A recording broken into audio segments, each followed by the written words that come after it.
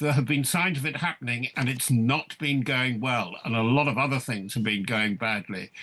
There's one, finally, Kate, there's one calculation that you completely can read. He's an open book on this, Putin.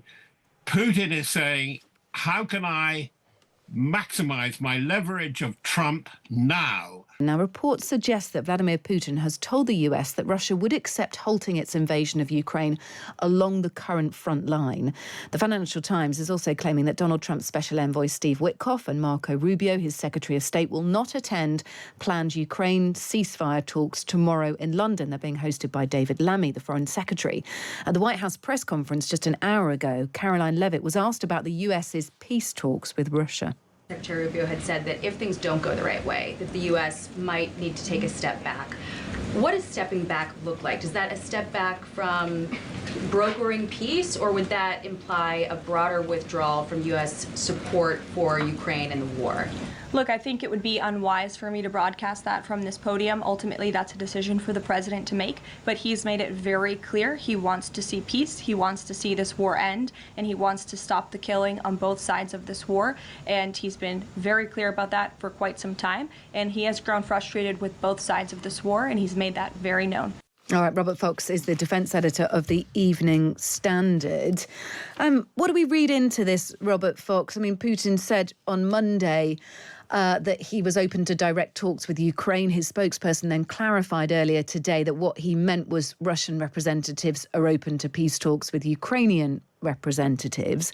What do we make from this latest line? Vladimir Putin saying he'd be prepared to accept halting Russia's invasion of Ukraine along the current front line. Well, it's very different, isn't it, from saying that he needed the whole thing. He wanted to neutralize Ukraine and the ambitions laid out in February 2022. Things are not going well for Russia, despite the formidable information and propaganda campaign that they've been running. They're not going very well for Ukraine either. And it's a question of who loses least badly from this at the moment, which is not what the commentariat is saying. But if you read what's going on, if there's a lot of movement, it's come up for the first time in 3.5 years or 3 and a bit years that actually they are prepared for face-to-face talks, that Russia seems to be keen to go firm on what it has got, despite the usual suspects, and they're principally Foreign Minister Lavrov and former President and Prime Minister Medvedev, who go slightly over the top in their rhetoric and saying that they want everything. There's a change of atmosphere, and it's very interesting that we have to drill into that, because we've heard a lot about the big summer campaign, the big summer offensive on 3 lines of advance across the 1,000-kilometer front being launched by Russia. That was 5 or 6 weeks ago. What's happening? There have been signs of it happening, and it's not been going well, and a lot of other things have been going badly. There's one, finally, Kate, there's one calculation that you completely can read. He's an open book on this, Putin. Putin is saying, how can I maximize my leverage of Trump now? How can I get the best from Trump available that's available now, which may not be available towards the end of the year? OK. So he's trying to cash in the capital he has. I mean, I'm just digging into this as much as we can, really. It's worth saying that the Kremlin spokesperson, Dmitry Peskov, said earlier today that they were prepared to consider a proposal by Volodymyr Zelensky to halt attacks by both sides on each other's civilian infrastructure, like energy facilities. I mean, that was part of an original ceasefire plan, wasn't it? So we've got that. We've got Putin talking about the front line, and we've also got the non-attendance now of Donald Trump's special envoy Steve Witkoff and the Secretary of State, US Secretary of State Marco Rubio, in these London talks tomorrow. Now, these talks are about a US ceasefire deal, aren't they? Yes, and where Europe would fit into it. I'm sorry, you're getting a bit of sun on my head at the moment. That's absolutely fine. No, I don't know whether that's the Enlightenment descending upon me. You quite rightly You look like asked the whether chosen one Rubio- at the moment, Robert Fox. And our listeners may not be able to see this, but Robert Fox has an amazing halo of light over his head at the moment. Anyway, you have to ask, Kate, absolutely right. You have to ask yourself where Rubio and Witkoff are going. Witkoff particularly. Well, they is aren't the going to chosen London. He's the chosen representative. He's the big golfing buddy, property dealer, not knowingly a great statesman and diplomat by his past record, but Putin loves him quite clearly. And they're up to something. Something is going on. And that's why we have to dig behind the propaganda from Russia.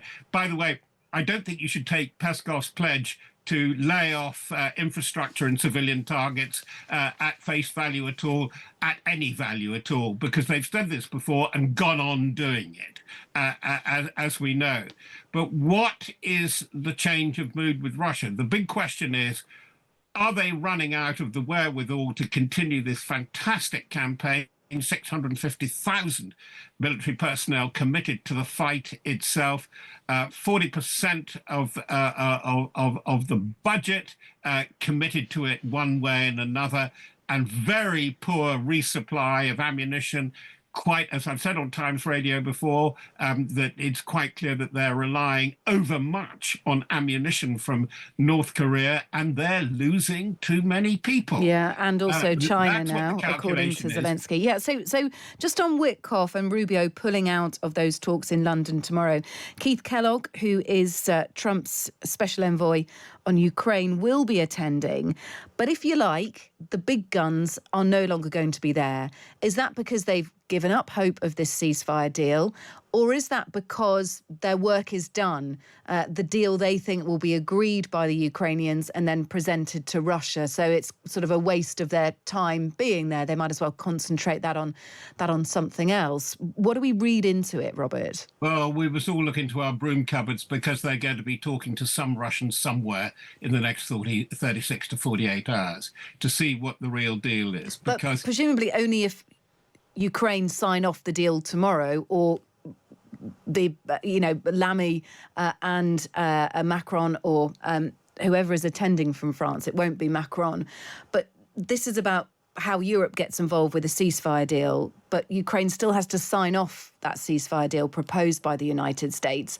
And that would mean them conceding 20% of their territory, which is Russian occupied. It would mean them agreeing never to join NATO, all kinds of things which have been red lines previously for Vladimir Zelensky. Come on, let's split that down the middle. Yes, I think in the way things are at the moment, it's very unlikely that Ukraine will be able to recover that 20%, 25% lost. They've talked about it, we're not going to give up. That's been the stance of the Zelensky government. In practical terms, it's impossible to recover that. They don't have the wherewithal, they don't have the human resources to do that, and they think that they will look for a kind of Korean War, ceasefire, frozen war, will go firm on the present lines. What will happen is, I think that Russia will say, yes, we are going to hang on to Luhansk and Donetsk. Questionable Zaporizhia with the big power plant there, and Kherson in the west. But where this is good news, despite all the attacks, and particularly bad one overnight on Odessa, they are more or less conceding free access, which is very important, to the Black Sea, to Ukraine. That is some kind of gain. And I think that it's now a triangular conversation: Russia, America, and Kiev. And then they're going to say, this is the fait accompli to Europe. Whatever Kaja Kallas, Ursula von der Leyen, Merz, and Macron say, and you must go along with it. Where I think they're on trickier ground is that no democratically elected government that aspires to the credentials of the UN, NATO, can say forever we are not going to join NATO and EU. Yeah. I don't think you will get Ukraine to sign that on the dotted line. Okay. There may be some understanding, but it's very important. Actually, this is a particularly tricky moment for the UK, by the way. Look, I must leave it there. We'll speak again, I'm sure. Robert Fox, who is the defence editor for the Evening Standard, just laying out some of what we have through as fresh news this evening, what Vladimir Putin said about being prepared to halt their invasion of Ukraine along the front line, but also the withdrawal of key US figures from these ceasefire talks in London tomorrow. Robert Fox there.